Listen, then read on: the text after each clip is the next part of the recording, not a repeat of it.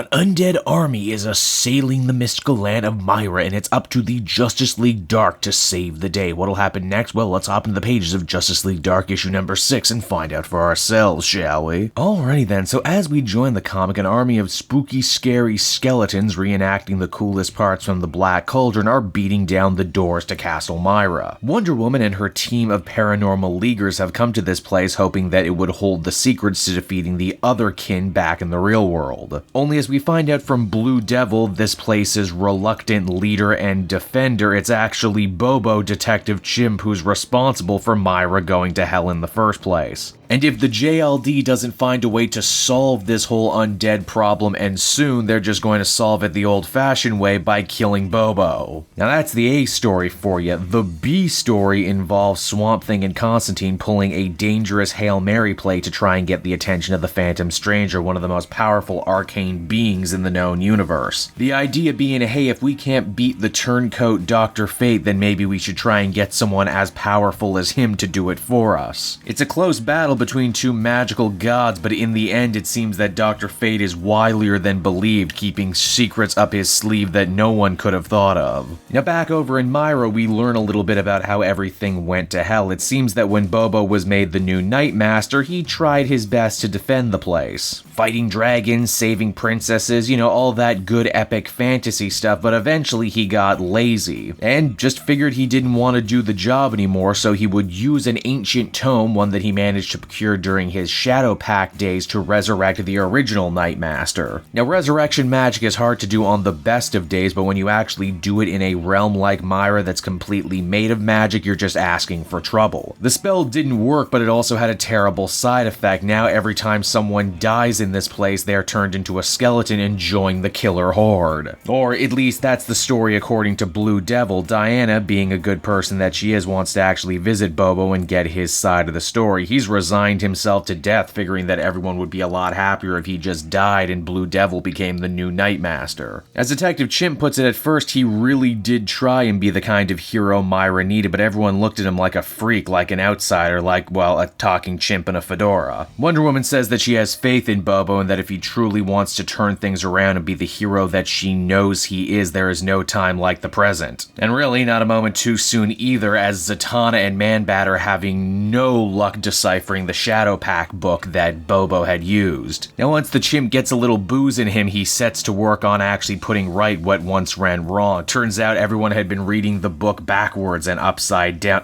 Hate it when that happens. And not a moment too soon either, as we find out had the team stayed in this fantasy land much longer, their very genetic makeup would have changed to suit this weird sword and sorcery place. In fact, that's pretty much what happened to Blue Devil and why he went all Conan the Barbarian. Bobo again tries to make amends for everything he did wrong, saying that he will open the Nightmaster's portal to the bar every Tuesday so Dan can try and reacclimate himself to society. Blue Devil, finally realizing just how much of a burden the Nightmaster mantle is to Bobo, gives him a mystery, something that he is very talented at. Go find the son of the original Nightmaster, and in doing so, pass the legacy and lift the burden. Yep, all in all, it was a job well done, and everyone's ready to pat themselves on the back. They might not have been able to find any magical weapons to help them in the fight with the other kin, but when they get back to the Oblivion Bar, Swamp Thing is waiting for them. He says that John Constantine heroically sacrificed himself to Dr. Fate in order to buy them more time to fight the other kin. John isn't dead, but Dr. Fate has put him somewhere where he won't be any more trouble. And it's on that kind of dour note that the comic comes to a close. So that was Justice League Dark issue number 6, everybody, and overall I certainly enjoyed it. It's a nice little focus piece on Detective Chimp, a little uplifting tale about being man enough to admit when you're wrong, to fix your mistakes, etc., etc. I'm honestly kind of surprised with how suspicious that he was acting, that Blue Devil didn't end up being a bad guy. Then again, they also turned Dr. Fate into a bad guy early on, so maybe Tynan didn't want to repeat himself so early. Ultimately, pretty solid issue, still interested to see where this book is going. I would give it a 7.5 out of 10. Hey there everyone, it's your old pal Cape Joel again. I want to thank you so much for watching to the end of the video. I hope you enjoyed it, and if you did,